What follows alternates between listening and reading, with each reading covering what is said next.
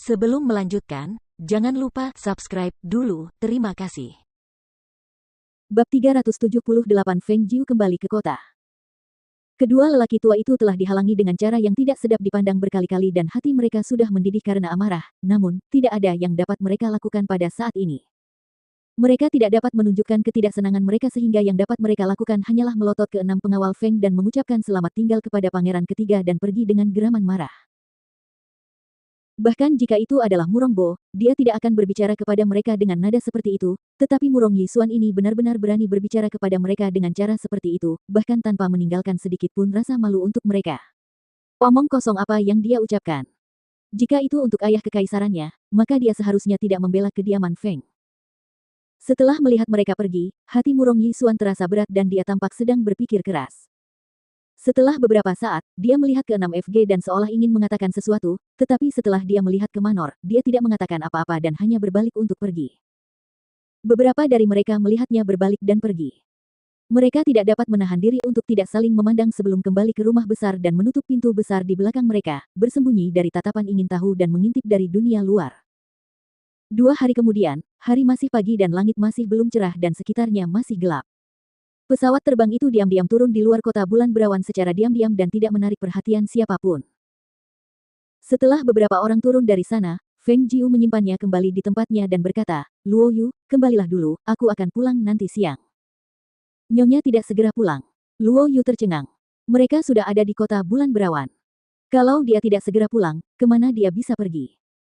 Feng Jiu hanya menatapnya dan berkata, "Jika aku tidak menyebutkannya, kamu tidak perlu bertanya. Kamu akan tahu apa yang perlu kamu ketahui." Mendengar hal itu, dia tersenyum dan berkata, "Baiklah, saya akan kembali ke istana terlebih dahulu."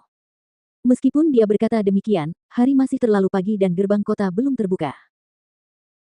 Agar tidak menarik perhatian, Feng Jiu kembali mengenakan pakaian lama dan compang camping dan menunggu hingga fajar menyingsing ketika gerbang kota terbuka dan memasuki kota bersama keempat kultivator inti emas dan menuju ke Peach Blossom Ridge.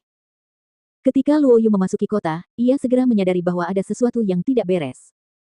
Beberapa pedagang kaki lima atau bahkan pengemis yang mengemis di pinggir jalan semuanya tersenyum kepadanya ketika mereka melihatnya. Terutama ketika ia melewati sebuah kedai teh, ia melihat wajah yang dikenalnya dan menyadari bahwa ia tidak salah mengenali wajah-wajah sebelumnya. Awalnya dia bermaksud langsung kembali ke kediaman Feng, tetapi dia menghentikan langkahnya dan pergi ke warung teh itu. Saat dia duduk, dia berteriak keras, "Kemarilah dan bawakan sepoci teh." Yang akan datang. Orang yang sedang sibuk menyiapkan teh itu menjawab dan membawa teko teh itu. Ketika dia melihat siapa orang yang duduk di depannya, dia tertegun sejenak dan melihat bahwa hari masih sangat pagi dan belum banyak orang di jalan. Sambil tersenyum, dia bertanya, "Kapten, bagaimana kabarmu di sini?" Ini seharusnya menjadi pertanyaanku, mengapa kalian semua ada di sini? Saat aku melangkah masuk, aku melihat banyak saudara kita yang menyamar tersebar di seluruh kota. Apa yang terjadi? Dia hanya keluar selama beberapa hari bersama nyonya dan saat mereka kembali, dia melihat pasukan pengawal Feng semuanya telah dipanggil ke kota. Dan terlebih lagi, mereka semua menyamar sebagai orang biasa, apa yang terjadi? Kami menerima perintah dan datang, semua saudara kami saat ini ada di kota. Kapten, Anda baru saja kembali ke kota. Saya dengar Anda pergi keluar dengan Nona, jadi apa yang terjadi di kediaman Feng baru-baru ini, mungkin Anda belum mengetahuinya. Luo Yu sedang menyeruput tehnya ketika mendengar ini, tetapi firasat buruk tiba-tiba menyentak hatinya. Dia langsung bertanya, "Apa yang terjadi?" "Kami tidak tahu situasi spesifiknya, yang kami tahu adalah bahwa patriark tua telah hilang selama beberapa hari." Pria itu berkata dengan suara rendah, dan Luo Yu yang sedang minum teh segera meletakkan cangkir teh di atas meja saat ekspresinya hancur dan dia berdiri dengan cepat dan langsung menuju ke kediaman Feng.